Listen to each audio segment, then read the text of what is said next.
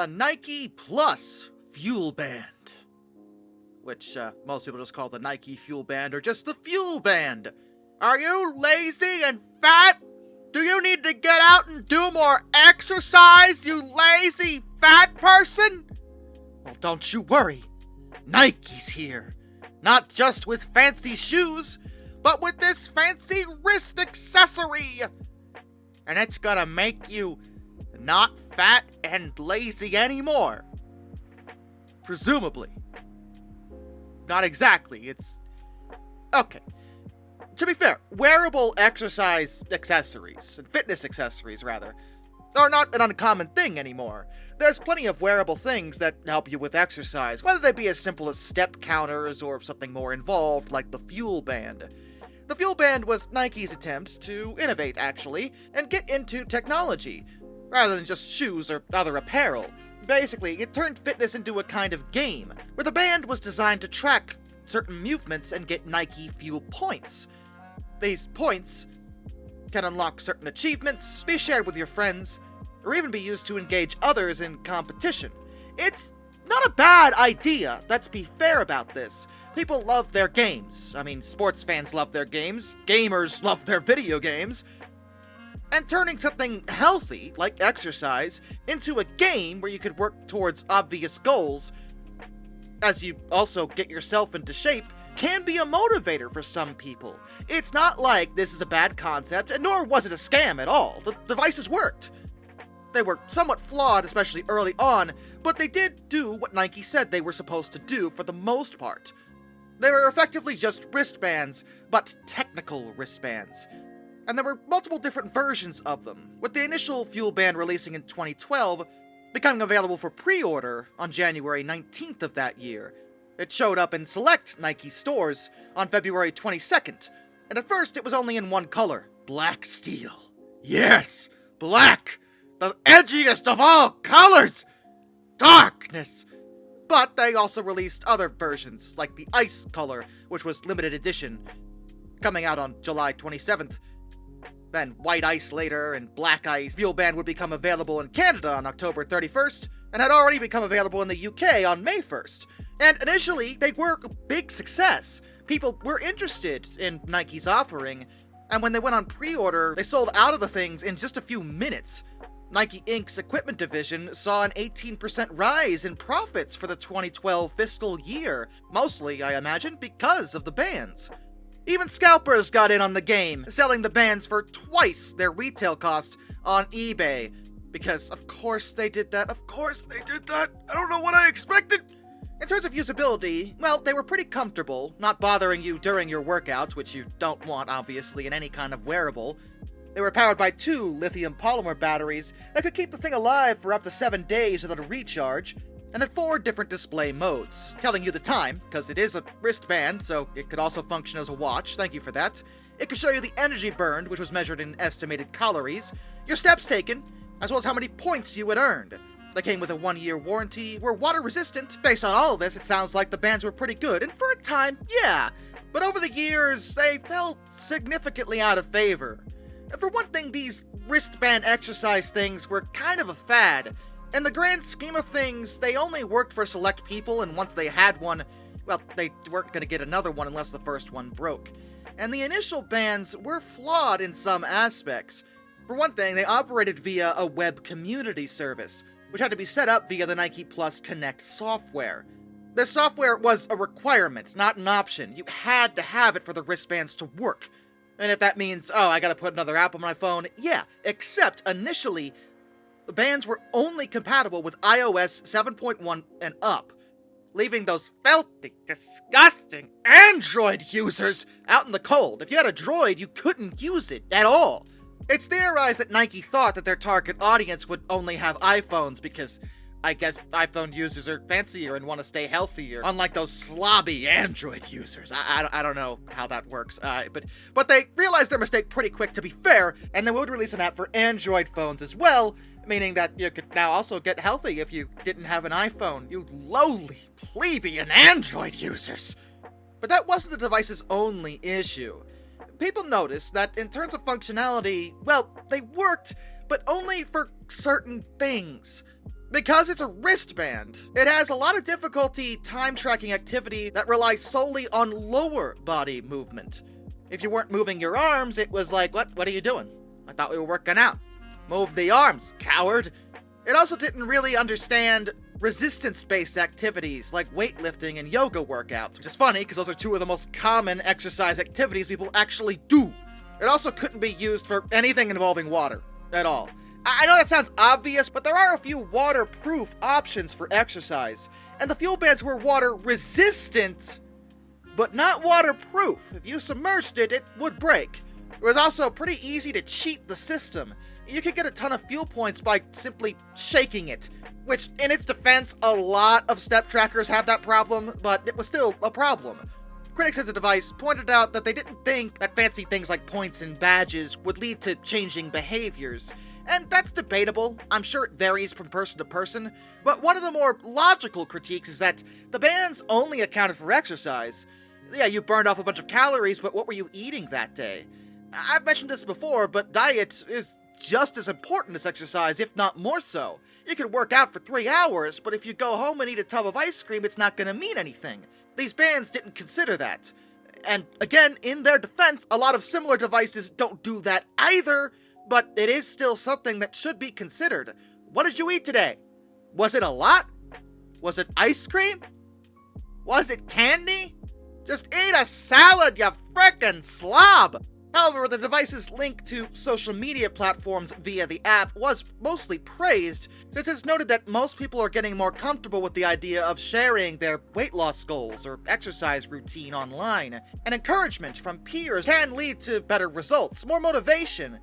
And FuelBand did make it pretty easy to share what kind of goals you've hit, so that was considered a positive element of the devices. And another issue was their size. They were relatively small, which you might consider a good thing, but they were small and also somewhat fragile. And given this is designed to be a device you wear during a physical activity, where it is much more likely to, I don't know, bang your wrist on something like a fool, because, let's be fair, we've all done it at one point or another. Yeah, that's kind of an issue. They should be pretty sturdy, and they weren't.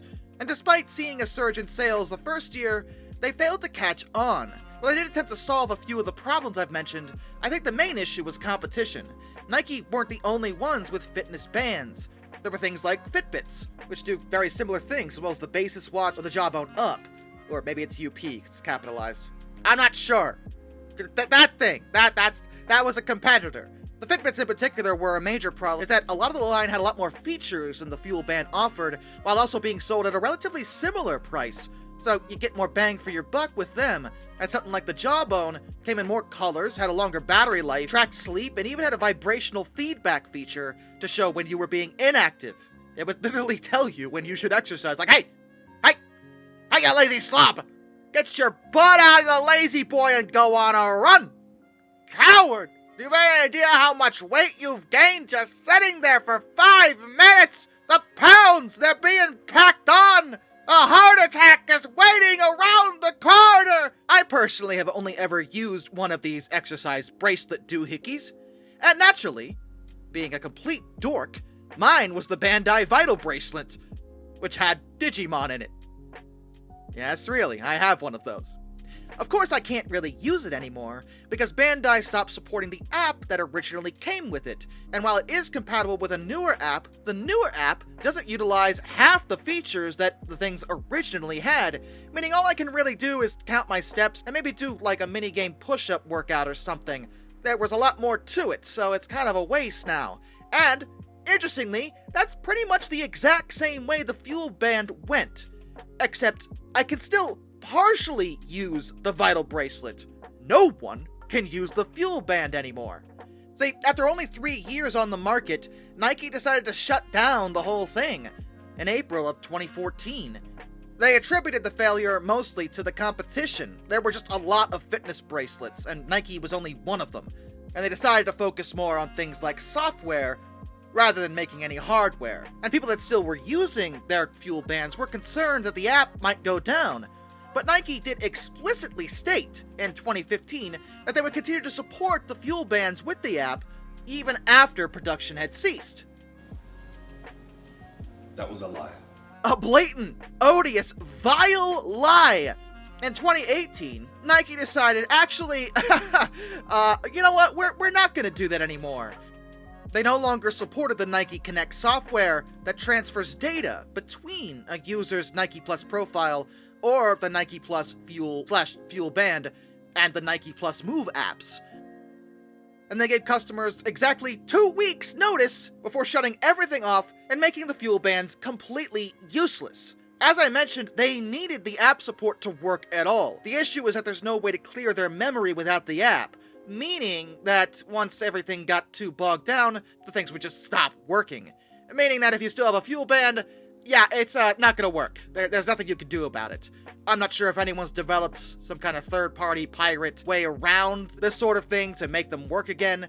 People do that sort of thing all the time, but I'm not aware of anyone that's done it. And really, why bother? There's plenty of other options. Some were better than the FuelBand, and the failure of the FuelBand seems down to the fact that it didn't do enough to distinguish itself from everybody else. Yeah, it had the Nike brand name, yeah, they looked pretty cool, and yeah, they were comfortable, but a Fitbit offered a lot more for the same amount of money, and if you want to pay more, well, a lot of the others also offered more. The FuelBands just didn't stick out, and being linked to an app certainly doesn't help, because this is a problem we see with a lot of modern tech.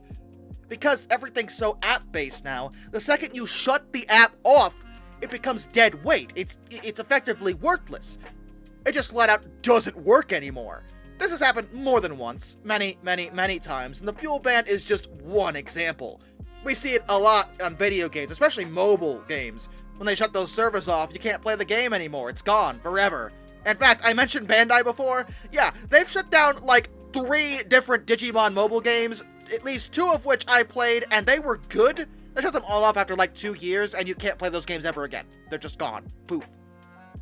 Vanished into the ether. And I really hate that, because, you know, I know we're getting a little off topic here, but back in my day, we had these things called cartridges and CDs, and, you know, when you bought the game, you had the game, and I could still power on my old Sega Genesis and put in my copy of Sonic 3 and Knuckles. And you know what it'll do? Play the game. They couldn't just arbitrarily take it away from me. We live in an age now where companies are doing that with a lot of tech, not just games and not even just FuelBands. So many companies have decided it's a really great decision to brick their products at a certain point. And, you know, that's really stupid. And I mean that speaking as a filthy capitalist. I'll tell you why. Maybe these companies think it'll make them big money now by forcing people to buy their next greatest thing by bricking their old stuff. But you know what it costs you? Public trust. And capitalism only works because people spend money. And let's be real about this, a lot of these products are wants, not needs. You don't need the FuelBand, and you don't need that video game. If the consumer gets sick of you, Ubisoft, just randomly, arbitrarily taking away something they gave you money for, then they're not going to give you money anymore.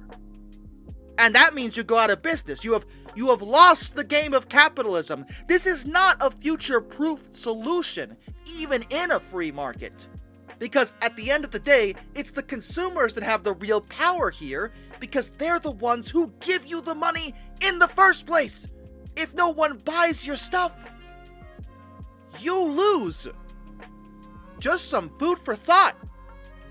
Every tech company out there, I'm just saying, maybe consider that public trust might be more important than immediate profits. Because the immediate profits will dry up eventually. I promise you that. So yeah, I also noticed that FuelBands are available on eBay. Don't buy any of those, they're useless. Seriously, you won't be able to use them. I just thought I'd throw that out there too. Till next time, this is Darkness, and I bid you all a fun farewell.